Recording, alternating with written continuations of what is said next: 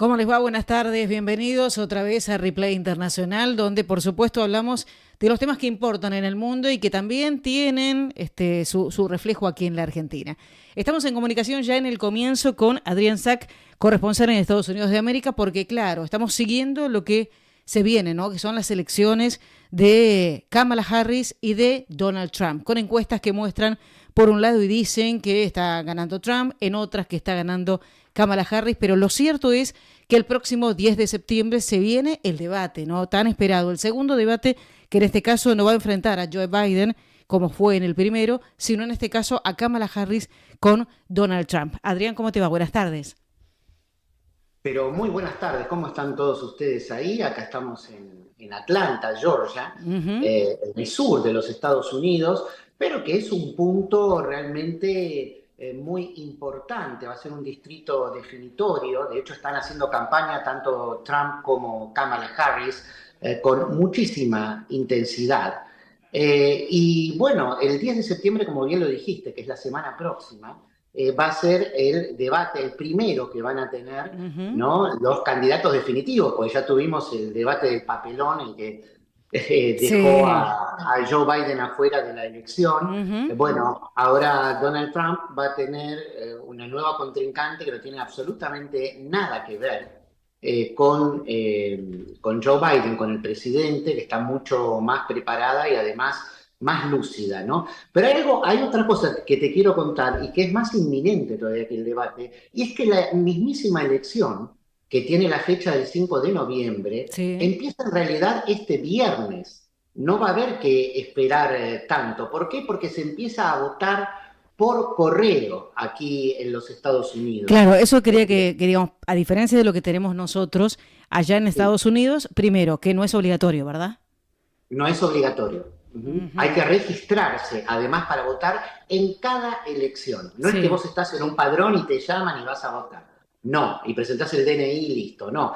Tenés varias maneras de votar. También se puede votar por adelantado yendo a determinadas bibliotecas que habilitan como cuartos oscuros, ¿no? Ujú. O centros culturales o lo que fuera, antes del 5 de noviembre.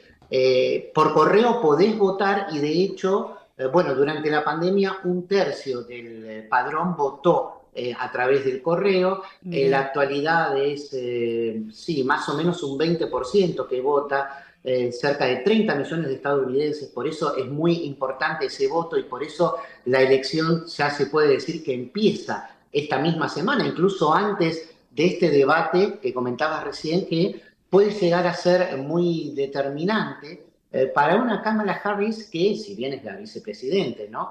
En ejercicio, para muchos es todavía una política, no te voy a decir desconocida, pero que no, cuando les preguntás referencias de Kamala Harris, te dicen, ah, bueno, sí, es nuestra vicepresidente. ¿Y qué hizo? No saben exactamente bien qué decir, porque Ajá. la verdad es que al principio de su gestión no le fue muy bien en las gestiones que hizo en las tareas de las que se encarga un vicepresidente, que aquí en los Estados Unidos está Sí. muy vinculada a la política migratoria, ¿no? La termina acordando Ujú.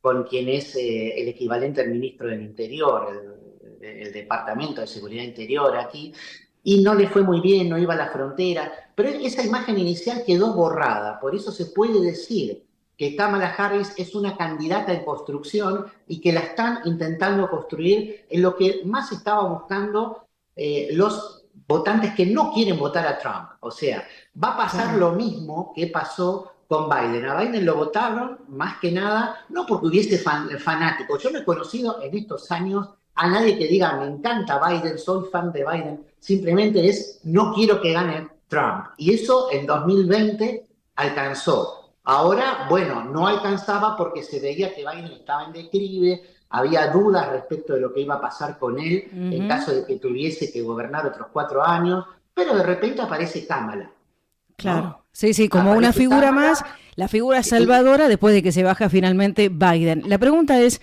claro, porque los dos se han centrado, entre otras cosas, en el punto económico, ¿no? Creo que es lo que más les está preocupando allí en los Estados Unidos. sí, sí, eso siempre, siempre. La economía es totalmente determinante en las elecciones.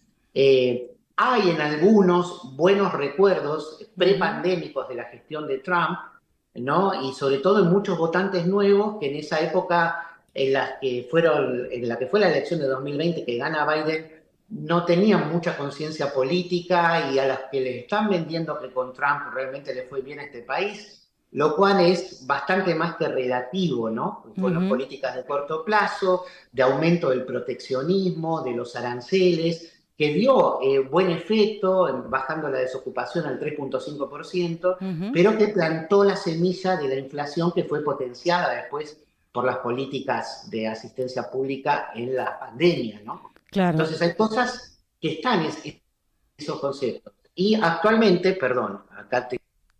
Sí, se nos estaba cortando la comunicación, pero bueno, sí, estábamos hablando con un referente, ¿no? De allí, un periodista que lo hemos conocido, por supuesto, también lo hemos visto en A24, Adrián Sack, que es corresponsal en Estados Unidos de América, donde desde Atlanta, por supuesto, sabe todo lo que está pasando con respecto a Donald Trump, con respecto a Kamala Harris, por qué se viene, ¿no? Y él nos decía, ¿no? Prácticamente, como se vota por correo, comienzan las elecciones prácticamente en este fin de semana, o sea, el viernes, ¿no?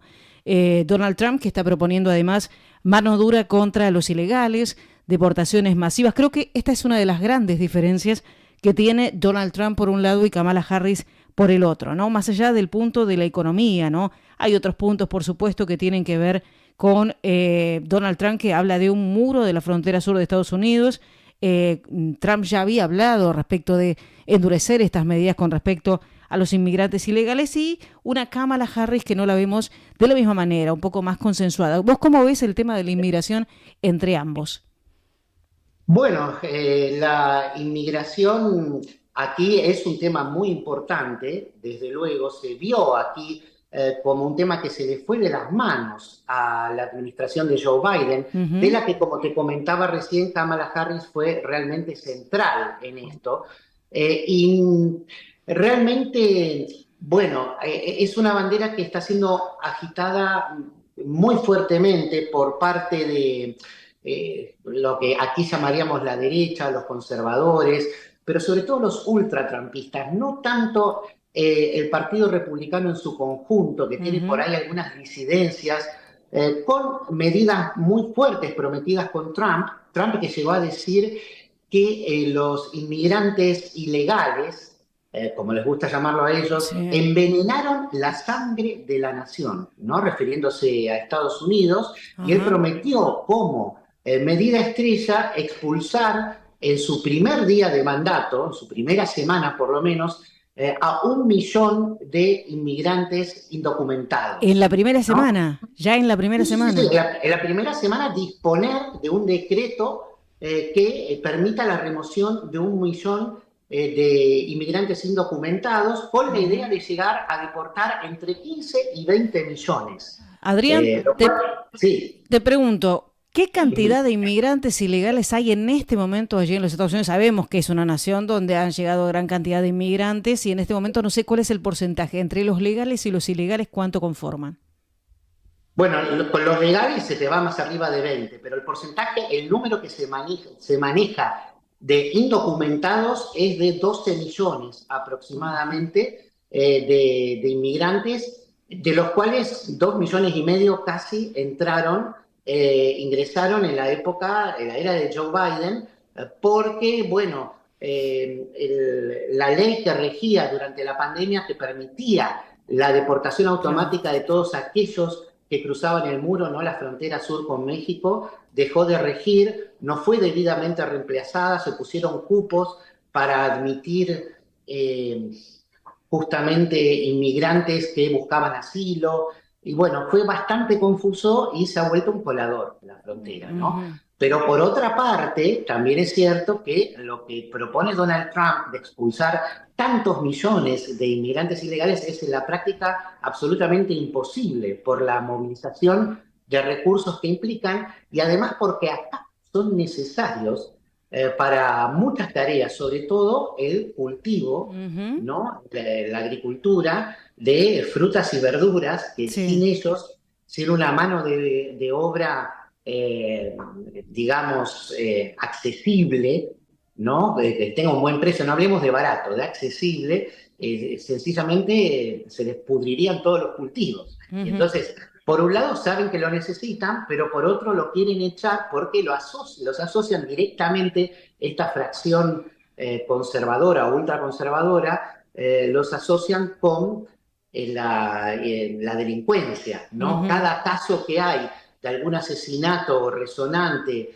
a manos de un inmigrante indocumentado lo amplifican y lo tratan de mostrar como que es la generalidad de los que ingresan. De hecho, el propio Donald Trump llegó a decir que, bueno, que la delincuencia había bajado en Venezuela porque Maduro se había deshecho de todos aquellos pobres y delincuentes, más o menos para ellos para muchos de los que piensan aquí en la derecha son más o menos lo mismo, Ujú. ¿no? Que Maduro se lo sacó de encima, también Bukele usó el mismo argumento, Trump, ¿no? De que se habían deshecho de ellos en El Salvador, y que los había mandado para acá y que él se los iba a enviar de vuelta. Pero no Ujú. estamos hablando de millones, ¿no? Es una barbaridad, pero como recurso electoral, como promesa, puede prender en mucha gente, aunque no, quizá en ese 15% que no es ni republicano ni Sí. demócrata. Ajá, los eh, nini, los que diríamos acá en la Argentina los trataríamos como nini, ¿verdad? Que no saben quién van a votar, si a un lado o al otro, porque en realidad que está más allá de que obviamente no es obligatorio.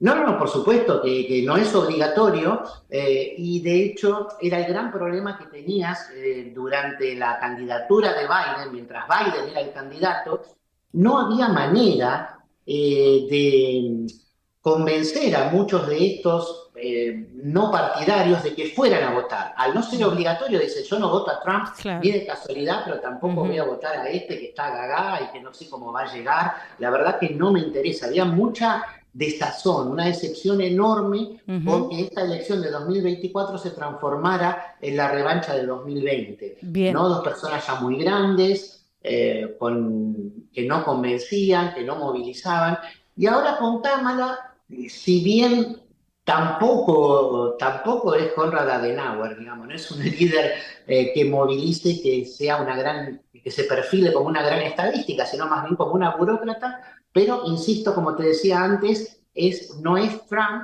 y puede llevar adelante un programa que represente los ideales o por lo menos las expectativas, sobre todo económicas, de muchos aquí en Estados Unidos que no son ni republicanos ni demócratas. Considerando la, digamos, actividad económica en este momento en los Estados Unidos, cómo se está manejando la economía en general, y teniendo en cuenta que Kamala viene ya del gobierno de Biden, ¿cómo ves vos estas próximas elecciones? ¿Más del lado de Trump o más del lado de Kamala?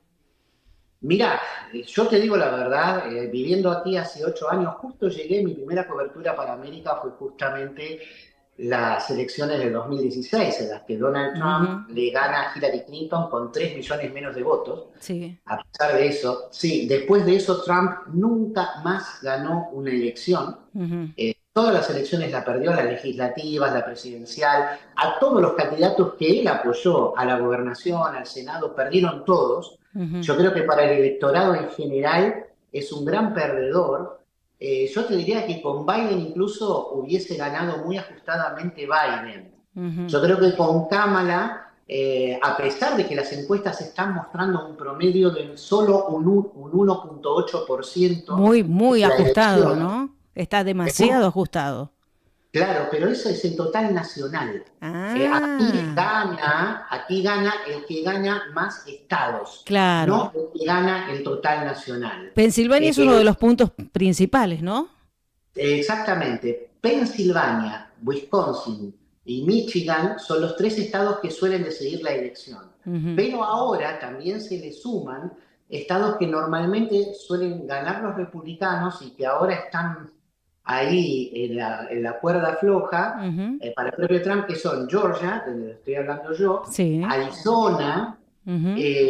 Florida, que creen que van a ganar los republicanos, ¿no? Miami suele ganar los demócratas y el resto del estado Sí. los republicanos. Es lo que suele pasar en muchos estados. En las capitales suelen ganar los demócratas y en el interior Ujú. los republicanos. Es algo que justamente la variación entre campo y ciudad, digamos, entre zonas rurales, semirurales Ujú. y de la ciudad citadinas, hacen justamente urbanas, hace que el balance dependa de la distribución de la población. Pero en este caso, aquí en Georgia, por ejemplo, los candidatos demócratas, Kamala Harris y Tim Walz, hicieron algo que hasta ahora no se hizo, que fue tratar de convencer a los votantes de las poblaciones rurales y semirurales, no tanto a las urbanas, para que den vuelta el Estado. Que Trump perdió por 11.000 votos en nada, entre 6 millones, no es nada aquí en Georgia. Entonces está muy peleado por ese lado. Adrián, te pregunto, Sí. teniendo en cuenta que vos sos argentino, que vivís mucho tiempo allá, ¿cómo ves? Digamos, es cierta que hay una relación mucho más, más fina entre lo que es Trump y Milei. ¿Cómo lo ves mejor a Javier Milei? ¿Con una relación de Estados Unidos con un presidente Trump o con una presidenta como Kamala?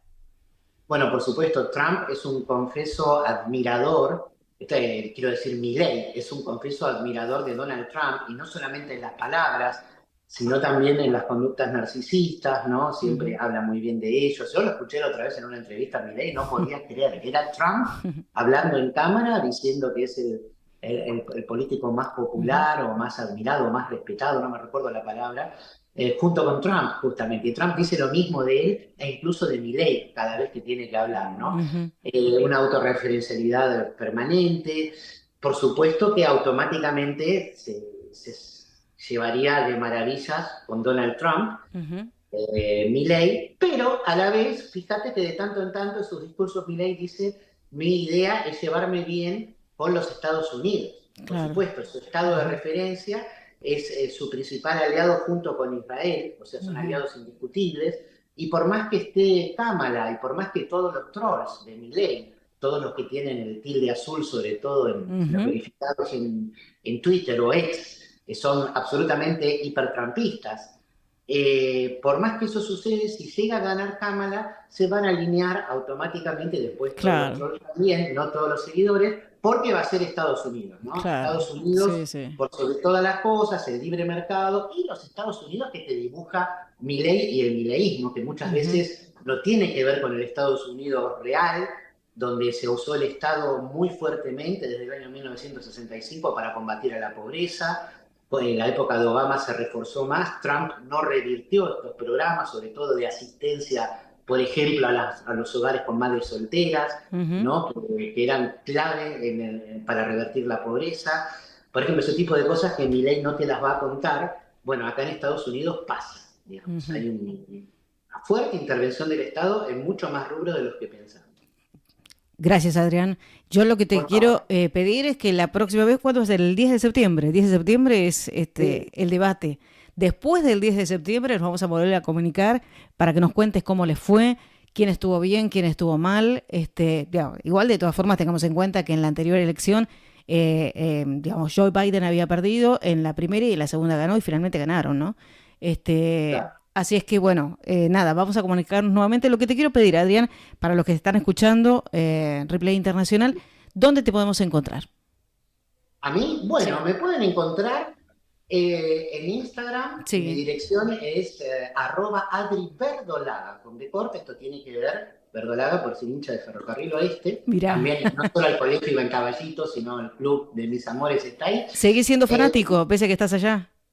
Sí, por supuesto. Ahora está, ¿viste? Los seguís siempre, los partidos los puedo ver todos. Sí. Así que es un placer. Ahora estamos en plena remontada. Veremos si podemos volver a Primera División. Pero también me pueden ver en el canal TVSAT. Así como lo digo, TVSACK es mi apellido, como lo están viendo acá en el graph. Eso lo pueden ver en YouTube. TVSAT, ahí ven todo. Incluso van a ver esta repetición del replay, el programa, además de verlo en replay, lo van a poder ver en TVSAT, donde prometo, para nuestra próxima entrevista, voy a aprender a mirar a cámara. Me desconcierta el programa Surtus para comunicarnos. No encuentro dónde está la cámara, es inaudito, estoy tan acostumbrado. Claro. Así que bueno, pues es un hombre televisivo. Bueno, Adrián, nos reencontramos nuevamente. Muchas gracias por la comunicación. Adrián Sack es corresponsal en Estados Unidos de América, lo hemos visto también en América TV y por supuesto lo encontramos en las redes sociales. Muchas gracias, Adrián. Gracias a ustedes. Hasta luego.